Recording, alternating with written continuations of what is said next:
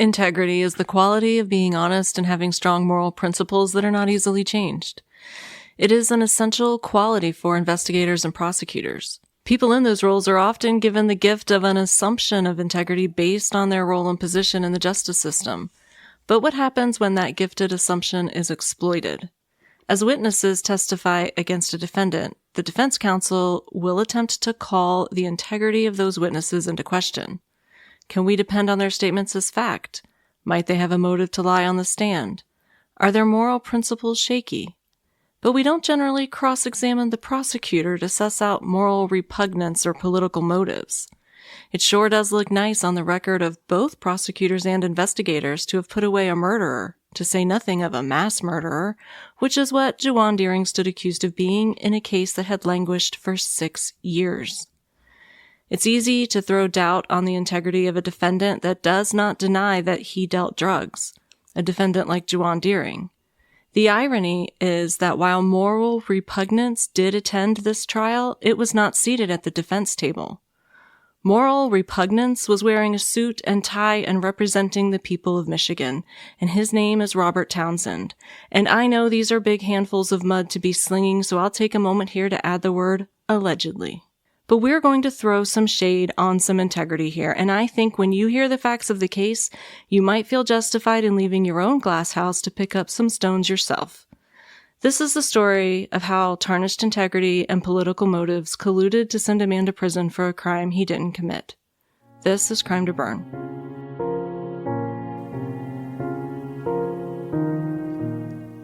Welcome to Crime to Burn, where we explore the dark city landscape where true crime intersects with arson and criminal negligence. Join us as we sift through the ashes to bring you the story of what really happened.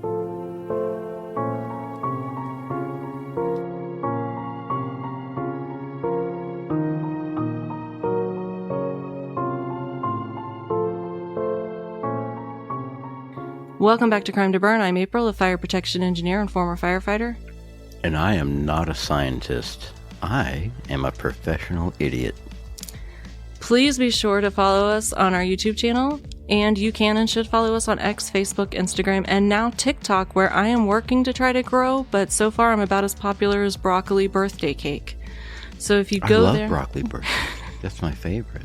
So if you would go there or to any of our platforms and leave us some comments, share our content, give us those coveted likes, we would be very appreciative.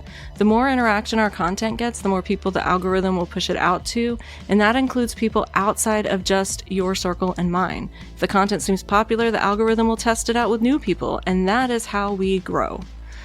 Also, I owe a court $245 this week, so if you're willing to listen to some of the ads you might get on this episode, we'd be insanely grateful. We're small, so we only make pennies on ads so far, but they're pennies we're still grateful for. We got like 97 of them, I think. We're 95 cents right before recording. I'm a little eager.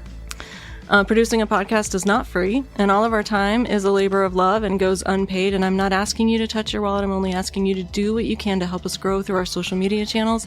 Tell your friends, and of course, be sure to leave us those 5-star ratings and reviews wherever you listen. Our Spotify ratings have been stalled for literally months. We do have a 5-star rating, but we haven't had any new ones in a very long time. And I've only had 2 Apple Podcast reviews in the past several months, despite our demographic downloads data showing us growth. So I know a lot of you just haven't had a chance to do it yet, so here's your gentle reminder, please take the time to do that. You're probably intimidating them with all this information. They're like, if I interact with this information, does that mean I agree with this crazy lady? No, it doesn't. You don't have to agree with me, just say you like me. I'll believe you. You believe me for like a long time, so that's, hey. Coming up on 10 years of marriage. She'll really do it. Anyway, so it would mean so very much if you would take the time to leave us a rating and review. And thank you to all the new friends that have found us and reached out to us this week to say hello. I have enjoyed talking with each of you. You are a blessing. As always, you can find us at crimetoburn@gmail.com and leave us your constructive feedback, case suggestions, comments, or just about anything except dick pics. Especially dick pics. Do not. All of our sources are in the show notes, and you can also find a link there for how you can get involved to help support projects that fight wrongful convictions. And one last little announcement today, we do have a studio guest. Everyone, welcome Brian. Drum roll, please. So Brian's in the studio. So if you hear laughter that's far away from the microphone. It's me. Or crying. either one. He's going to be in the fetal position weeping openly, is my guess. So let's get back to the Juwan Deering case. Last week we discussed that Juwan was a drug dealer in Royal Oak Township, Michigan. A man known as Big Mike reportedly owed Juwan Deering money for drugs. Then I told you the wrong date because the wrong date was in the source I was using. So major correction, the fire occurred on April 6th of 2000, not August 6th. They both have A's in them. They do. But I went back and double checked. It actually in the court records has August 6th as the date during some of the trial. They got the date wrong. So I apologize for my error. On April 6, 2000, a home occupied by Marie Dean, Big Mike's estranged wife, and her 9 children, plus a cousin and an uncle of the children, had a fire. Marie struggled to get her children to safety, and she lost consciousness during her attempts to get her children out of a window of a room on the ground floor that had been converted into a bedroom. There was an exterior door on this room that had been secured shut. According to some reports, it was secured with just a slide bolt, but other reports indicate that it was either screwed or nailed shut due to security concerns. Marie Dean and 4 of her children would be rescued from the house and survive thanks to rescue efforts of neighbors. Her oldest son survived because he was not at home when the fire happened. However, of Marie's 9 children, 4 of them would perish along with her 11-year-old niece in the fire. When investigators examined the scene, they found 3 things that made them rule the fire an arson. They found alligatoring, a pattern of wood charring that's quite common after a fire. However, investigators once believed that large blisters in the alligatoring could indicate an accelerant had been used, and this has been disproven and is false. Secondly, investigators pointed out that the fire had burned through the floor of the porch in some locations, which they indicated could only happen if there was an accelerant poured in those spots. This has also been disproven and is false. Thirdly, the investigator noted irregularly shaped burn patterns on the floor of the porch with what he said in court were clear lines of demarcation where accelerant had been poured. Once again, this was a popular arson investigation method, a fire signature that was commonly looked for, and it has been disproven it is false. And that's not all. Investigators reported that they were able to confirm their theory of arson because they did a laboratory test of some of the wood from the porch and found that there was a mid-level petroleum product consistent with charcoal lighter fluid in the wood. In addition, they found a bottle of charcoal lighter fluid in the porch area that had been partially melted. Now, they couldn't lift any latent prints from the bottle, but this didn't prevent them from concluding that an arsonist had used this bottle to pour or squirt lighter fluid on the porch and set the fire. However, because if there's one thing we have plenty of in this case, it's howevers, the family stored a grill on the front porch, so it stands to reason that the presence of lighter fluid in the area where the grill was stored would not have been unusual and was definitely not proof that this was arson. So we have 3 debunked arson investigation myths and a bottle of lighter fluid that can be explained by completely normal conditions, but investigators were more than willing to call this arson, and they immediately zeroed in on Big Mike's drug debts being the possible motive. Juwan Deering was one of those drug dealers to whom Big Mike owed money. Another possible explanation was that Big Mike may have been trying to get revenge on his estranged wife. However, I don't believe Big Mike set the fire. I don't believe Juwan Deering started the fire. I don't believe anyone started the fire. Why? Well, as I just covered, the classification of the fire as arson was based on now-debunked arson investigation myths. The fire investigator also stated that he did not follow NFPA 921, which is a standard for the correct methodology to use when conducting fire investigations. NFPA 921 is specifically designed to make every effort to ensure that the investigators analyze the evidence that is there impartially instead of developing a theory and then looking for evidence that supports their theory. It makes sense that the NFPA does that, but I didn't realize that they had a section for that. Oh yeah, they have sections. They even have sections for like firefighter turnout gear and like apparatus and stuff. Like they cover if it has to do with fire, they're going to touch it. Pretty exhaustive. So NFPA 921 is designed to ensure that investigators analyze the evidence that's there impartially instead of developing a theory and then looking for evidence to support that theory, either intentionally or inadvertently excluding other plausible theories of the fire. But there are still other reasons why I believe that no one started this fire and that it was accidental. Marie Dean testified in court that when she awoke to find her house on fire, she could see fire on the front porch that hadn't yet come into the house. And as she worked to evacuate her children to the back bedroom, the fire broke out the front windows of the home.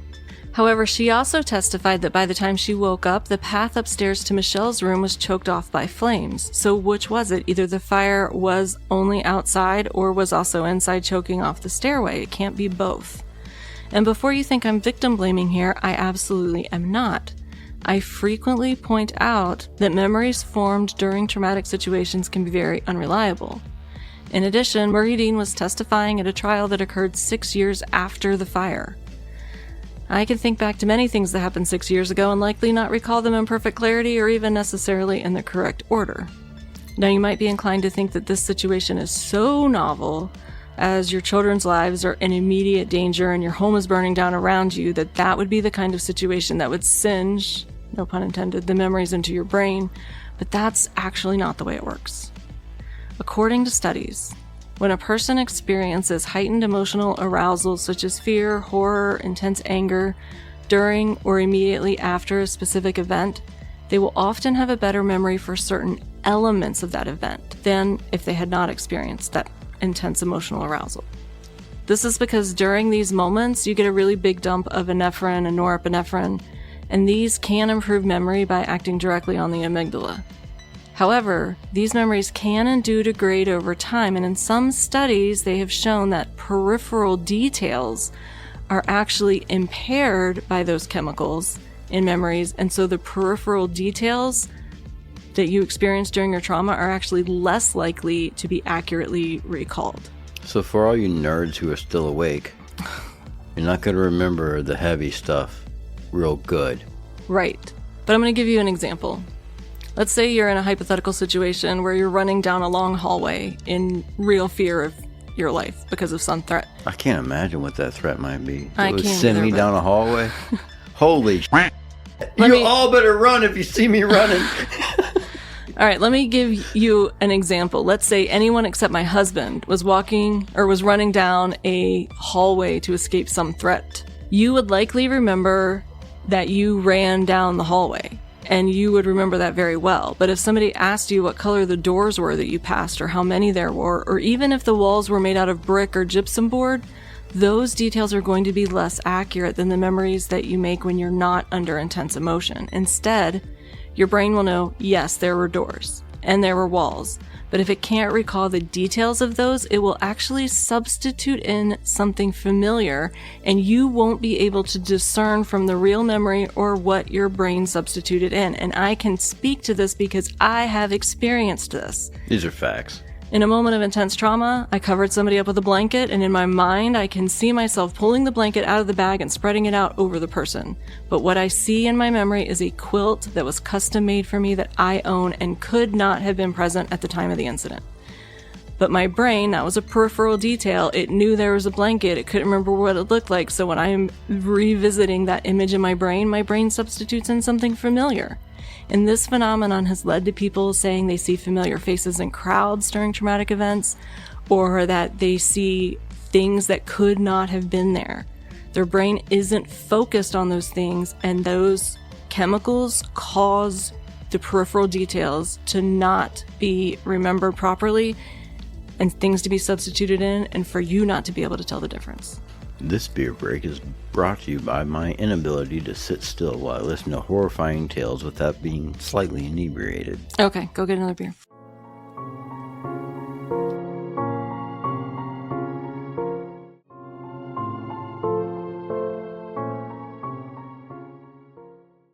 So Marie testified that she woke up and it was hot and hazy, and then she and her son realized the house is on fire, and they both remember that they could not get to Michelle. Now, they probably remember their efforts to reach her, they probably remember shouting to her, and Marie definitely remembers her frantic attempts to shuffle all of her kids to that back bedroom. But that's where her focus was. So details like exactly where she saw the flames are liable to be the result of inaccurate or impaired memories. Dude, unless they're burning your face off, who gives a crap? More interestingly, there's research to show that memories of all kinds, including traumatic memories, can become distorted over time in response to suggestive questioning. In one study, participants were given a list of words to recall, and upon being asked to recall these words after suggestive questioning, subjects would insert those new words into the lists that weren't there. because of those suggestions, and they became convinced that they could clearly remember seeing them on the original list. Dude, that sounds like you're being hypnotized. Now, they even had subjects they could suggest into remembering entire life events that never happened to them. And this isn't a new idea. This is why when we question, especially children after a traumatic event, it's so important that investigators ask questions like, what do you remember next, instead of who lit the fire? That's leading. Yeah, saying who lit the fire can lead a Implies child someone had to have lit it, right? Right. That's crap. In one study, they questioned subjects about an actual plane crash that had happened, and during their questioning, they intentionally asked one misleading question. They asked when they saw a specific video that showed the plane crashing into a building. Now, this plane crash occurred before everyone had video on their phones. This is how the Mandela effect started. Mm-hmm.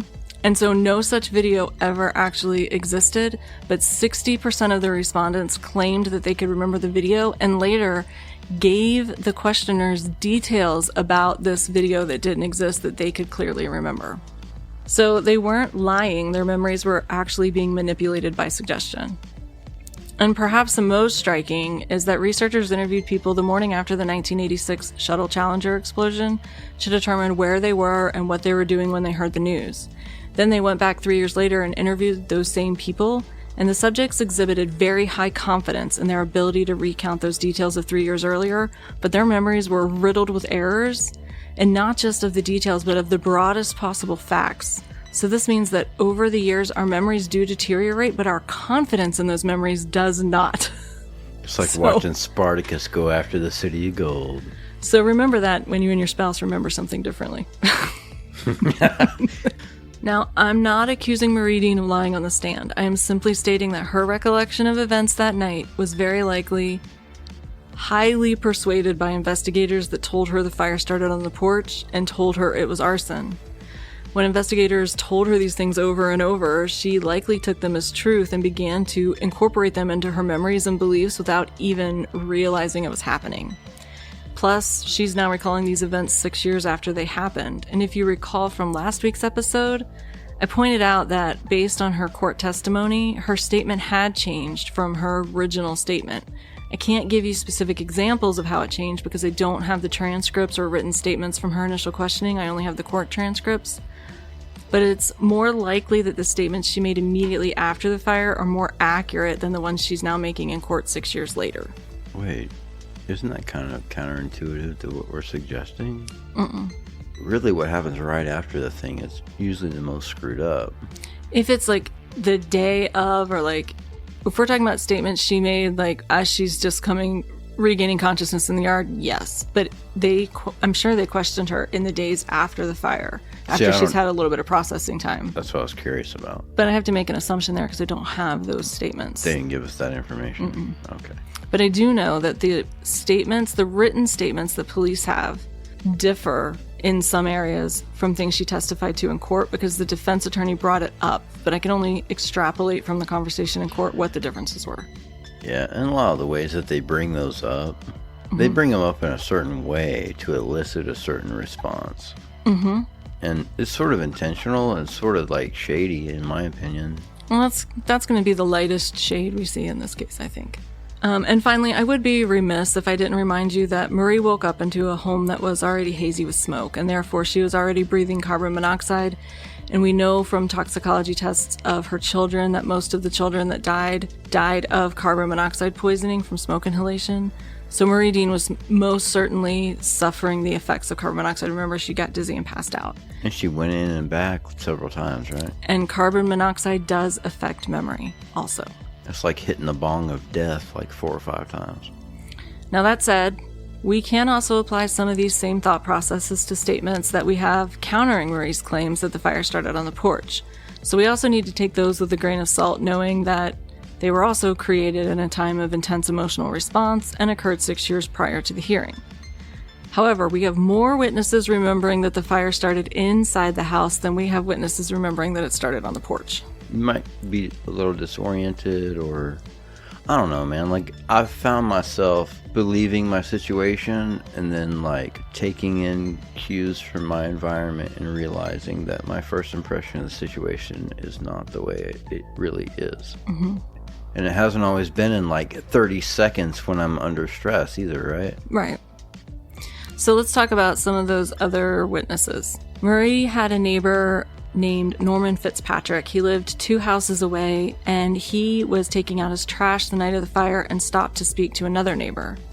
Now, Fitzpatrick testified in Juwan's trial that the front windows of the Dean home were usually covered with carpeting. So it caught his... Whoa. Who puts carpet on the windows? I never have, so I'm not sure I'm qualified to speak on behalf of window carpenters. Is this a thing? Well, I've seen people put towels, and I've seen people put blankets over windows. Think you can get WCU, Window Carpeting University, as a sponsor? I don't endorse carpeting windows myself. Well, I'm not opposed to it. But I do think it's odd, and I think if you see a carpet on a window, you should say something. So I think that, like you said, they were using them to be blackout curtains. Yeah. Because we know they were renting at least one room upstairs, possibly the other 2 rooms, because they didn't tell us what they were doing with them.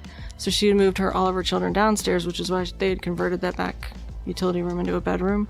So I'm wondering if that was just an attempt to make it darker in the living area for the kids that had to sleep there. Well, you said there were like 15 people. There's a lot of people in So the they house. got to be on different schedules, and depending on who you are, where you are in that house, you're going to have different needs for the day, and one of those needs may be blackout curtains. Window carpeting. Norman Fitzpatrick lived 2 houses away, and he stopped to speak to another neighbor when he was taking out his trash. Now, Fitzpatrick testified in Juwan's trial that the front windows of the Dean house were usually covered with carpet, so it caught his attention because he could see flickering light through the window. And he realized that the house was on fire, so he yells to his wife to call 911, and he runs over to the home. Fitzpatrick testified that he actually, there was no door to the porch. They had taken that security gate off, so he didn't open a screen door or anything, but he went onto the screened porch and banged on the front door, trying to make sure that Marie and her children were getting out of the house, and he felt that the front door was hot already. So the fire was definitely not on the porch. Definitely not on the porch, according to his testimony. And the neighbor that Fitzpatrick had been talking to was a man named Major Hatcher. And Major was, I believe, Major his Hatcher? first name and not his rank. If that guy worked for Tyson Meats, he would have a job, man. Like, Major Hatcher. Now, he can... It's so warm near him that we bring eggs to incubate them. So Major Hatcher testified that he also saw fire in the living room window before he saw fire on the porch. And he remembered that Fitzpatrick was distraught after the fire. And he told Hatcher that he was distraught because he had done some electrical work in the house recently, and he feared that that might have been what ignited the fire. Another neighbor, Alvin Wesson, testified that both he and Fitzpatrick went around to the back door and pulled that back door off of the house, and Wesson was the one that actually entered the house and found Marie Dean and one of her children.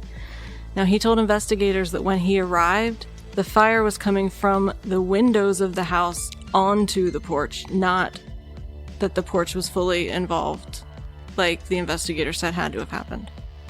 So 2 people did testify for the prosecution. Neighbor Dorothea Pullen testified that when she first saw the fire was on the porch. But she also said that by the time she saw the fire, the front windows had already broken, which would have been after Fitzpatrick entered and left the porch. That's an interesting name, Dorothea. Mm-hmm. Is that what you said? Mm-hmm. Like, they could have named you Dorothy, but then they added another A. It was like a little cherry on top.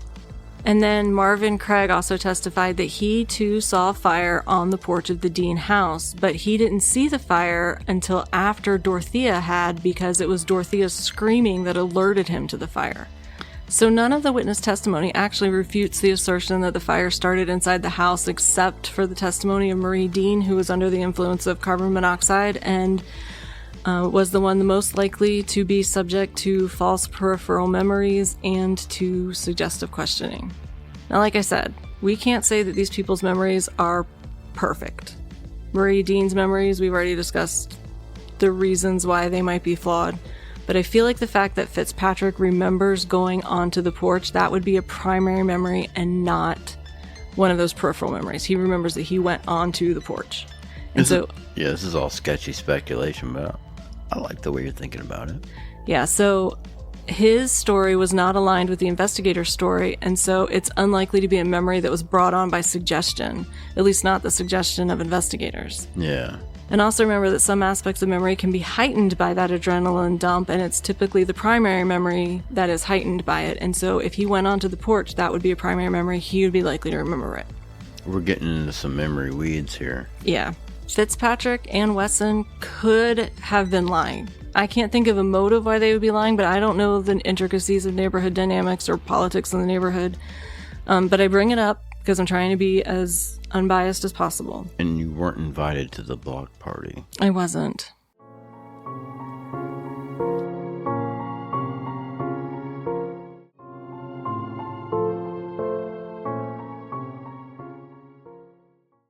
Now, in Deering's exoneration, 2 fire experts, David Smith and Robert Trenkle, testified for Deering. They pointed out that all of the fire investigation myths that we covered had already been debunked in 2006 when Deering was tried. But they had actually already been debunked way back in 2000 when the investigation initially occurred. And they testified that no competent fire investigator could have determined that this fire was arson by the year 2000. All fire investigators should have been using NFPA 921, but instead investigator Latola employed a methodology called negative corpus, which is where you deem a fire arson based on elimination of other possibilities instead of based on the findings of the evidence. That sounds lazy on its face. So Latola misidentified the area of origin and then determined that there was no competent igniters in that area, so he said it had to be arson. That's like saying, I couldn't figure it out, so here's a list of more probable things. That's like admitting defeat in your mind immediately. Like, no one should take that seriously. In addition, these fire experts indicated that Latola's analysis of the evidence completely ignored the effects of flashover. We've talked about flashover before. That's where a compartment fire transitions from a stage where you might say the contents of a room are on fire to the room is on fire.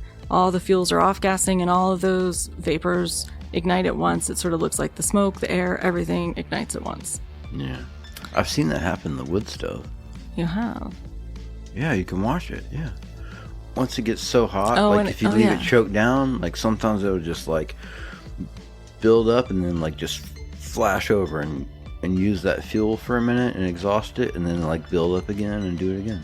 Also, following proper investigative procedure, Latola should have documented all the electrical circuitry of the house to determine any possible electrical origins, but he failed to do that. And of course, he used selective witness interviews that supported his theory of arson and ignored conflicting witness testimony that didn't support his theory. And that's not all he didn't do. That's how I choose lunch. To fully investigate potential causes of a fire, one must also rule out things like, did one of the kids accidentally start up playing with matches? Was anyone smoking in the house? Were there any other possible ignition scenarios that could exist? But because he misidentified the area of origin as the front porch, he didn't deem it necessary to ever ask those questions. So he honed in on that bottle of lighter fluid he found and excluded all other possibilities in his mind. And therefore they were excluded from the investigation. It makes sense. All right, April, we believe that this fire was an arson. So what was it? How'd the fire start? I think it was a lightning bug. Well, we're never going to know. Because Latola's investigation misidentified the area of origin and didn't properly document the evidence that didn't support his theory, we don't have enough information now to go on to determine anything about the fire. Now, we did say one of the neighbors had been upset about doing some electrical work in the house in recent weeks, but in the interest of full disclosure, Marie Dean did testify that this guy hadn't done electrical work in her house. I don't know who's telling the truth. Can I just say, annoyingly, that you got 13 people in a house? Oh man, trying to find the cause of who ate the last pat of butter is going to be tough.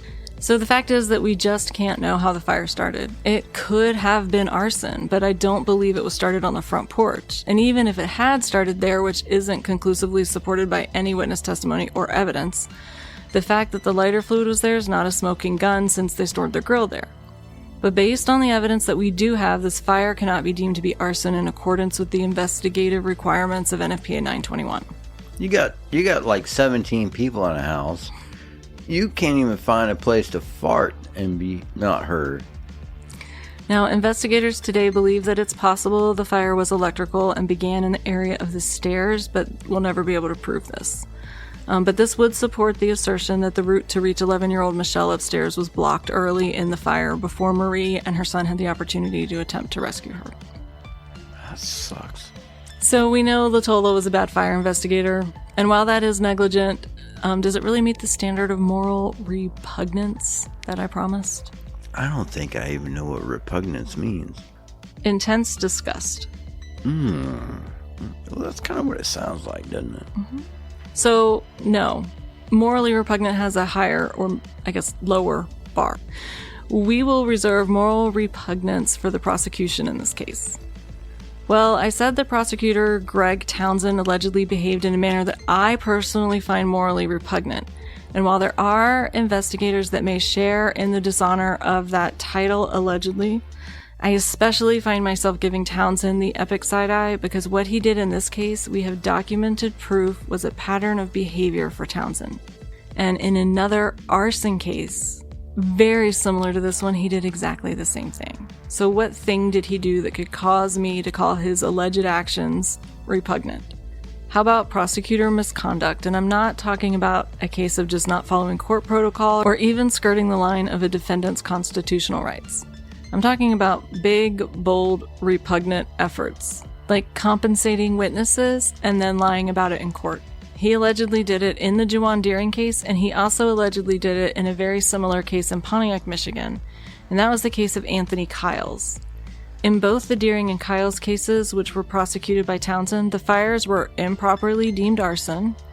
However, both fires were based on arson investigation myths and improperly conducted arson investigations. In both fires, exculpatory evidence was concealed from the defense and not included in discovery, and in both cases, the prosecutor, Gregory Townsend, relied on jailhouse informants that testified in court, and in court, the prosecution flat out denied that these witnesses were compensated in any manner for their testimony. Now, it is okay to use a jailhouse informant, but if you give them leniency or any other kind of compensation for their testimony, you're required to reveal that to the jury. Townsend allegedly lied to the jury, denying that these informants would receive any benefit for their testimony. In the Kyle case, there are letters uncovered during Kyle's exoneration strongly suggesting that a deal did exist, and there are also apparently letters associated with the Deering case alleging, or that reveal the same types of information. But the jury was misled to believe none of these informants received anything for their testimony. Oh, they were paid? They were paid big. Like with money? Nope. I'm going to tell you what they were paid with. Clothing? Vacations? Real estate? Mm-mm. Stock options? No. Golf? You want me to just keep going so we can find out? First of all, let's talk about the allegations that the prosecution withheld exculpatory evidence. Remind me, what's exculpatory again? Exculpatory means that it could prove that somebody else was responsible for the crime. It could prove the innocence, or at least lend credence to doubt that the person accused is guilty. Got it. So let's talk about the allegations that the prosecution withheld exculpatory evidence. A taped interview with 13-year-old Timothy Dean was recovered that was never shared with the defense during discovery. 13? He was 13. And while I can see how this might happen by mistake, with the other things that happened in this case, I can't give the prosecution the benefit of the doubt. You see, Timothy Dean told investigators that before the fire broke out, he had heard voices outside the house. He told investigators that he heard Juwan's voice outside the house before the fire. So investigators gave Timothy a photo lineup in order to have him pick out Juwan Deering. And he identified Juwan Deering, and he said that that man lived in the neighborhood, but that's a different Juwan. He explained that there was a second man that lived in Detroit that they called Little Juwan, and that was the voice he had heard. Or Timothy said in this recording that he was sure it wasn't Juwan Deering's voice he'd heard. Never got to the defense. So if that was intentionally held from the defense during discovery, that is misconduct and a violation of Juwan Deering's rights. But remember how I told you in the last episode that it took police 6 years to arrest and charge Juwan with the arson? Yeah. Why?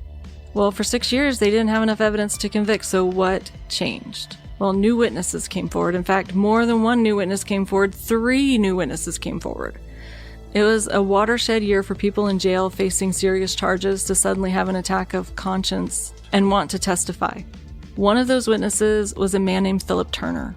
So he testified against Deering on July 25th, 2006. Less than a month later, Turner, who had been facing 6 counts of criminal sexual misconduct, was permitted to plead no contest to 1 reduced count of sexual misconduct. Prosecutors have been recommending a sentence of 19 to 40 years. But then, in the sentencing hearing, Greg Townsend approached the bench, talked to the judge, and Turner was only sentenced to 5 years in prison. That sure seems like suspicious timing. Curious. Yeah. But here's what Mr. Gregory J. Townsend had to say about Mr. Turner's testimony during his closing arguments. Quote, Mr. Turner never received anything for his assistance. Mr. Turner is out there. He came in and testified. He's not in jail, and he's not in prison. Nothing in the world we can help him with. He came forward and testified anyway. End quote. You a damn lie. With Turner facing 6 counts of criminal sexual misconduct, stating that there wasn't anything Townsend could help him with in any way was just a bald-faced lie. Allegedly. And if that's not deep enough for you, try on this quote about their jailhouse informant from his opening argument. Quote, they are coming forward for the right reasons. For the children. For the children! Oh! So what exactly did Turner say? Turner testified in Juwan Deering's trial that he was in the same cell with Deering in July of 2000, so 3 months after the fire. Turner said that Deering admitted to him that he set the fire because Big Mike owed Deering $200 for crack. Interestingly, Turner testified that Deering told him he had sprayed the lighter fluid on the porch to start the fire, and he heard the windows pop. That motherfucker did that for $20 of commissary. So, we already know that the fire almost certainly didn't start on the porch, so for Turner to testify to this, somebody would have had to have given him that information that matched the investigator's theory. He couldn't have just pulled this out of the ether. And we know from witness testimony that no one on the scene saw Juwan Deering at the fire, and these witnesses were there at the fire when the windows popped, so Juwan couldn't have been there to hear the windows pop, like he said. Oh, and by the way, Juwan Deering drove a rather conspicuous car because he liked to flaunt his wealth that he earned through his success as a crack dealer. What we got? He drove a Caddy, and what made me laugh is that everyone in court was asked about what kind of car he drove, and every single person could identify it, but none of them remembered seeing it on the night of the fire. And Mr. Turner was in good company. 2 other jailhouse informants testified, as did Juwan's best friend, who had been with Juwan the night of the fire. So where is Mr. Gregory Townsend now? Well, in 2021, he was the Assistant Attorney General in the Michigan Attorney General's office, and he'd been there since 2011. He retired from 28 years with the Oakland County Prosecutor's Office to move to the Attorney General's office. So I can't overlook the timing here. Townsend moved to the AG office in 2011. The Deering case was in 2006. It sure seems that there's a possibility that Townsend was maybe hell-bent on solving some big cases to support his political aspirations. That's just me throwing out some theories. Don't have any proof of that. Nah, man, he's doing God's work. But he was successful in his political pursuits. Interestingly, he made headlines again in 2021 because he was involved in prosecuting a case against people who allegedly were plotting to kidnap Michigan Governor Gretchen Whitmer. Holy shit. We're talking about that? But he was removed from that investigation pending an ethics investigation that was opened against him as a direct result of the prosecutorial misconduct alleged in the Deering and Kyle's cases. The quote from the article I read says, quote, Assistant Attorney General Greg Townsend was reassigned from his docket while the Department of Attorney General performs a comprehensive audit of his work. Now, I couldn't find the results of the investigation anywhere I looked, but I did look him up in the Michigan bar, and while it does say that he has now retired, it says his license is still active and in good standing. Is he dead? No, not that I can tell. In one of the most infuriating comments that I've ever read, Undersheriff Michael McCabe illustrated his lack of ability to grasp scientific proof when explaining to the press that, yes, they would also be investigating their role in the prosecution of Deering. He said, and I quote, "One thing that should be immediately cleared up, however, is the mistaken assertion that the investigation relied on junk science. The conviction was affirmed on appeal, and the court rejected the defense argument that junk science was a key to the prosecution. There was an exhaustive hearing conducted which lasted almost a year." End quote. Mr. McCabe, a man that shares the same last name as my great-grandmother, I hate to burst your delicate bubble, but this was absolutely junk science. You're a dick. We have proven in controlled laboratory testing as well as live burn testing that there is no substantiation to these myths of arson investigation. The court's failure to recognize the fact that these assertions can be scientifically disproven is not evidence of their veracity, only of the intellectual shortcomings of the court. Your statement makes you sound like a moron, which for the sake of the people of Michigan, I hope you are not. But if you are unable to read a laboratory report, I am happy to provide you and your office with assistance. The assertion that you can determine if a fire is arson from char patterns, holes in the floor, and burn patterns on the floor is junk science. And while there may be other words for it, those other words are actually more insulting. You could call it old wives' tales or bullshit.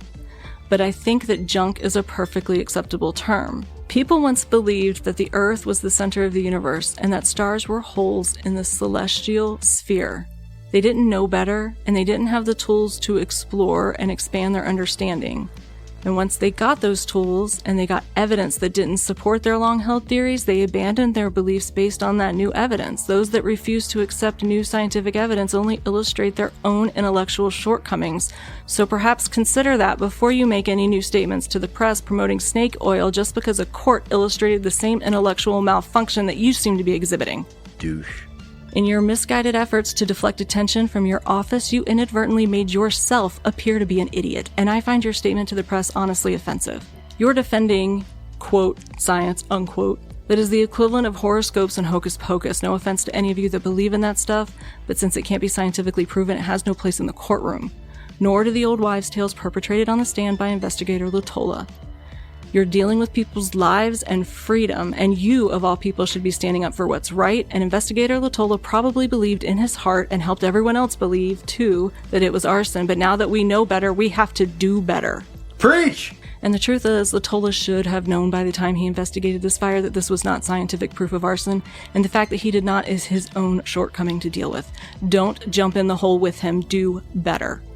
The courts have illustrated time and again how fallible they are, so don't double down on stupid. Love you. And speaking of stupid, we still have to cover the testimony of those other jailhouse informants as well as the testimony of Juwan's friend that was with him the night of the fire, and we will do so next week. I thought we were going to close this up. Yeah, one more week, and we'll close it up. If you could lick your hands and wipe them across your face like a small woodland creature, that would make this sound better. That's some ASMR stuff. That should be the rest of this episode, just you washing your face with your sweater. You can't get a knitting needle in there. You make a hole. Where did his clothes go? You know, he's had a hat on since we got him, and I didn't realize you could hang him up by his head. If we cover him with little tiny mirrors, he can be like a disco ball. Be Disco Chad. But how do we make him perpetually spin? Can you imagine that being your whole life's purpose? I make motors for disco balls. It sounds kind of hot. I'm kind of jealous of that guy's job, whoever he is. If you make motors for disco balls, reach out, please. I'm not that interested in your product, but as a person, I do have questions. Dildos? Like, why would they need to spin? I don't... You know what? Don't answer that question. Don't. Stop, you're going too far. Problem. You probably grew up in the 80s, like I did. I remember you being there. I was there. Did you ever, watch Cinemax late at night, too late at night? I would never. I was such an innocent child. So you definitely did.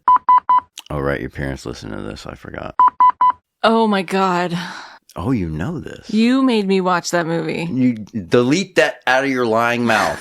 No, you did after we got married. And we were talking about, movies that scarred us as children. I must have blocked it out all over again. On a bicycle powering it. No, that wasn't the coup de grace. The coup de grace was when the popcorn started popping. I don't think we can include any of this. No. Mm-mm. Nope. But that's okay, because tomorrow when you're editing it, you're going to think about me and smile. Oh, that is a conundrum. I'm interested in both things. It's not live, Brian. It's going to be edited. I can say whatever I want. It's cool. I just saw him like shrink into the couch.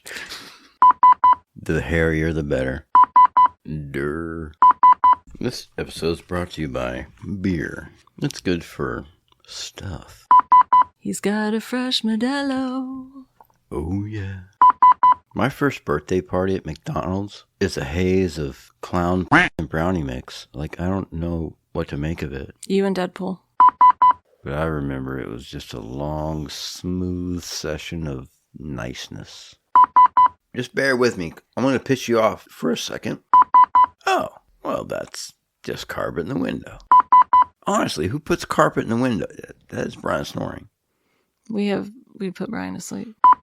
It's like ASMR on steroids. Interesting window treatment.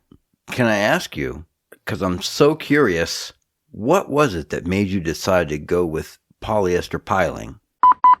Let's just let this happen for a minute. He looks so peaceful. I think he might be too startled to punch me in the face. Should we tie his shoestrings together? Should we put Skinny Chad, like, cuddling with him? So when he wakes up, he's looking at Skinny Chad. Oh, I don't shave. I don't have any shaving cream. This is so unfortunate. You gotta comment in between the snores. See, you gotta time these things. There's a metaphor here somewhere. Hey, is what I'm saying completely psychotic? I'm throwing spaghetti at the wall here. This is good. This is like therapy. I've been in some seedy places that have carpet on the ceiling. I don't want to know about those places. You got 25 people in a house. You can't even find a place to masturbate. Oh, dear God. I'm here in the room with you. Okay, so ask me when we're going to get to moral repugnance. When are we going to get down and bone? Your definition of mine might not be the same. Well, I don't have any problem. I don't have any repugnance for the prostitution. I think they're doing a public service. Wait till you hear what he did. Wait till you hear what I said. I know, the prostitution. It probably would have been better if he'd gone into prostitution, to be honest with you. Less people would have gotten hurt. It's more honorable, isn't it? Notice how I lowered my voice and said it real fast. Mm-hmm. It's like a disclaimer. So what thing did he do that could cause me to call the actions of a prosecutor repugnant? He dipped his fingers into his gooch juice and put them under someone's sniffer. That would be repugnant. Isn't that the definition of repugnant right there? But is it morally repugnant? Wow, that's a damn good question. Because I think that the moral repugnance is going to have to do with the situation. If somebody wanted to smell his gooch juice, then that wouldn't be repugnant at all, morally. I mean, it's repugnant, but not morally repugnant. Well, now it sounds more forgivable, doesn't it? I wasn't trying to make gooch juice forgivable. Well, it's really not. But it's more forgivable in context. The outtakes of this episode are going to be delightful or repugnant. What, I can't say gooch juice? I didn't say you couldn't say anything. It's not like I'm saying butt lips. All I could see was balls when you said that. Big, repugnant balls. Like you dipped in gooch juice balls. You think gooch... Okay, no, not too far. Mucus. What are you going to do, stick something in there? Yeah, let's lay it on me. The moment's got to be right. Touch me somewhere. I can't feel anything. And furthermore, your penis is microscopic in size. Allegedly. Celestial. In the celestial sphere. Good God. Celestial sphere.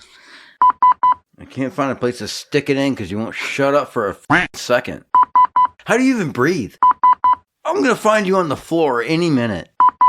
I usually have to lay down if you're going to stick stuff in. Hold on to your asses. Gooch juice. It's real. It's natural. And it's a sign you've been working hard. Or maybe sitting a bit too long. Keep things fresh down there with a little hygiene boost. Stay dry, clean, and comfortable. A quick rinse, breathable fabrics, and staying cool are your best defenses against the dreaded swampiness. Respect your body. It's doing its best to keep up with you. Goose juice is necessary. Allegedly.